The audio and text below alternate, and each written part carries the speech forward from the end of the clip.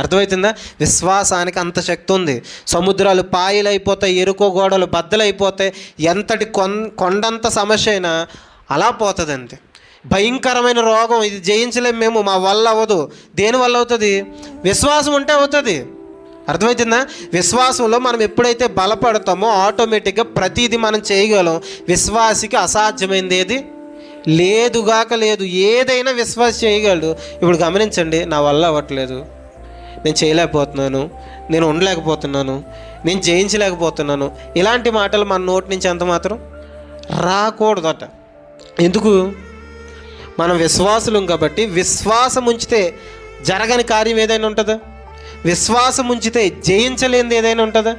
విశ్వాసం ఉంచితే ప్రతీదీ జయించవచ్చు, ప్రతీదీ అవుతుంది. కాబట్టి ఇది నా వల్ల అవ్వదు, ఇది నేను చేయలేను, ఈ సమస్యను నేను జయించలేను, దీని నుంచి నేను ముందుకు రాలేను, దీన్ని విడిచిపెట్టి నేను బయటికి రాలేను అనే మాటలు విశ్వాస నోటి నుంచి ఎంత మాత్రం ఎప్పటికీ రావటానికి వీల్లేదుగాక వీల్లేదు.